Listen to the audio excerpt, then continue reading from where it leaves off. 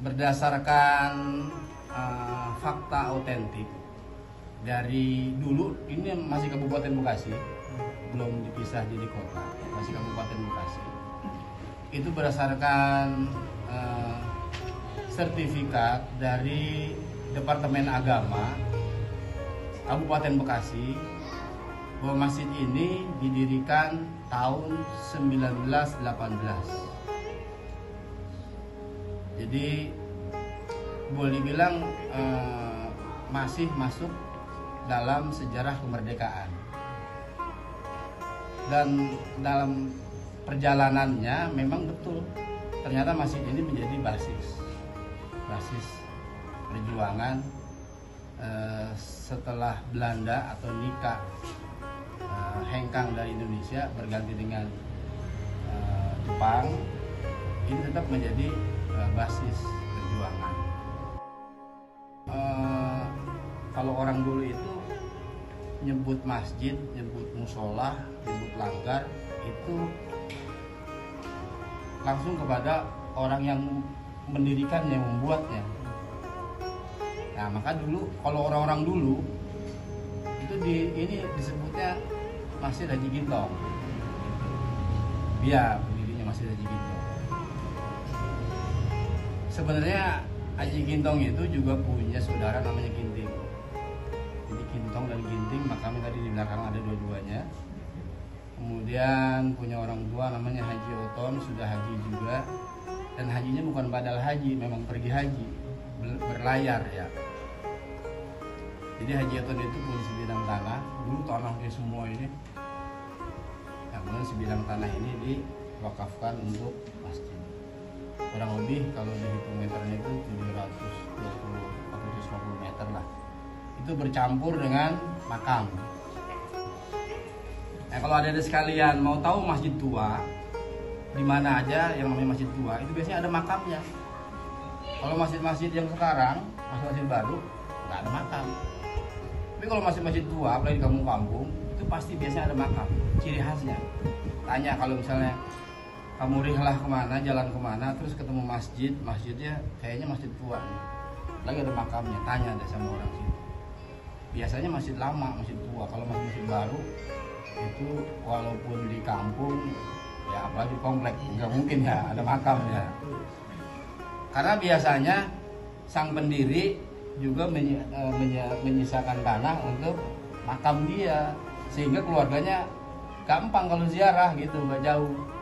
Habis dari masjid dia bisa ziarah. Nah, beliau para pendiri masjid, Haji Gintong, Haji Ginting, kenapa dia diriin masjid? Mesti ada alasannya, ada inspirasi apa? Barangkali tadi sempat sudah saya singgung walaupun tidak ada kata-kata inspirasinya. Yang pertama, inspirasinya bahwa Indonesia itu dalam saat itu, pada masa itu masih dalam suasana penjajahan. Indonesia merdeka tahun berapa? 1945. 1918 itu masih Belanda atau Jepang? Masih Belanda. Maka tadi saya sebut tentara Nika itu Belanda. Mungkin akhir-akhir ya, Nika itu akhir-akhir. Tapi yang jelas ketika berdiri itu tantangannya berat. Apalagi Haji Gintong, Haji Ginting, mereka berangkat haji. Mungkin di sana mereka belajar agama. Pulang, wah, kampung saya harus maju agamanya, harus kuat agamanya. Tapi apa dulu yang harus dibangun? Nah, bangunlah sarana, walaupun sangat sederhana disebut sebagai sarana. Fungsi utamanya buat ibadah. Fungsi keduanya buat kaderisasi. Fungsi ketiganya tadi buat basis perjuangan. Tradisional yang berbasis pada kultur NU. Jadi kultur, walaupun mungkin saya sendiri termasuk salah satu pengurus NU ya di kecamatan. Saya juga salah satu pengurus MUI di kecamatan. Tapi kalau kultur ini NU.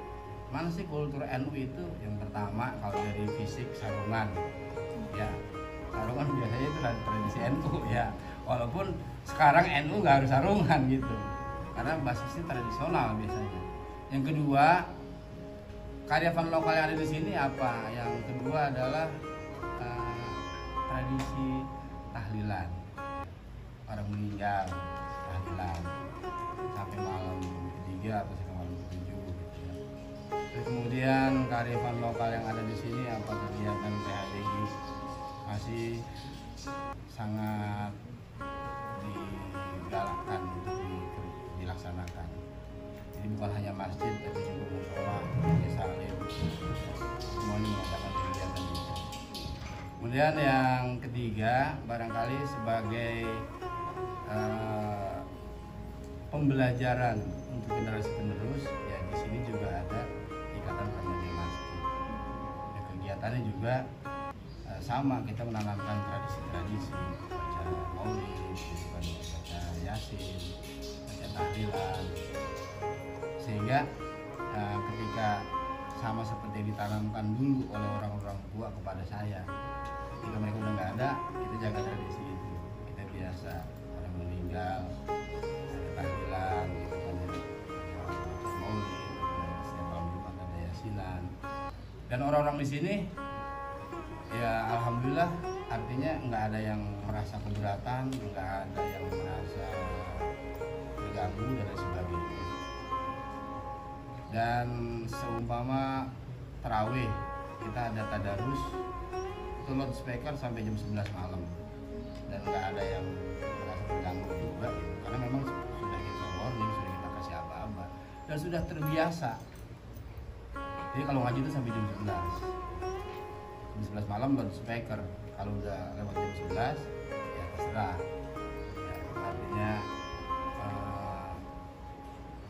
kepada masyarakat kebiasaan yang ada di masjid ini mereka sudah mafhum semuanya, terbiasa.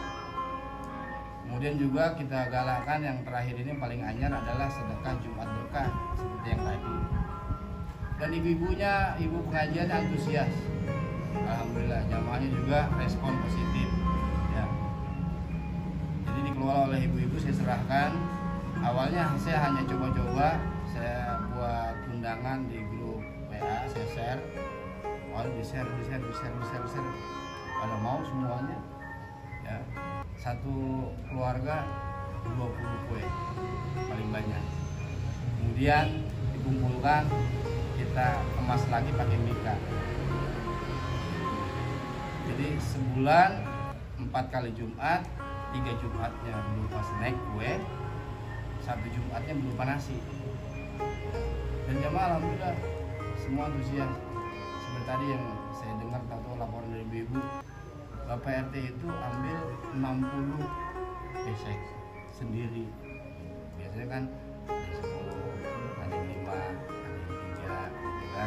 dikumpulkan bareng-bareng semuanya, dikemas, ada yang ngasih minuman kayak tadi, ada yang Coca-Cola gitu kan ya, ada yang teh pucuk, ada macam-macam. Semua dari jamaah kita kelola, kita kembali lagi kepada jamaah. Itu kearifan lokal, artinya kebiasaan yang dan sudah berjalan setahun setengah ini nggak ada putusnya kecuali Ramadan. Ramadan kita ganti dengan jadwal takjil. Semua warga sini kita ada kasih jadwal takjil. 1 hari 6 rumah, 1 hari 6 rumah. Jadi setiap hari ini selama bulan puasa nggak ada yang nggak buka di masjid. Setiap hari itu 15 orang, 20 orang mesti ada setiap hari. Walaupun di masjid kampung, bukan masjid di luar yang apa di jalan raya itu yang orang mampir, bukan. Jadi semua, dan itu sudah dimaklum, bahkan yang tidak terjadwal pun, oh saya nggak dijadwalin gitu, oh saya nggak dikasih besek. Maksudnya dikasih besek itu bukan besek yang ada isinya, mereka tuh minta besek kosong, mereka isiin bawa ke masjid gitu.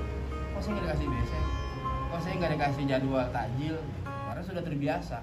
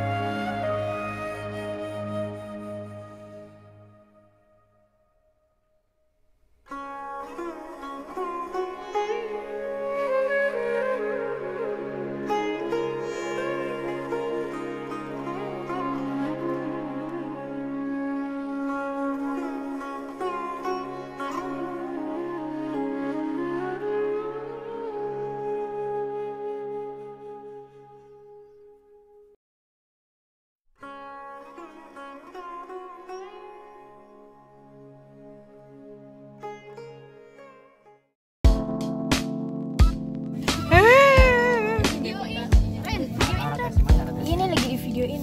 Belum jalan nanti aja. Enggak ada.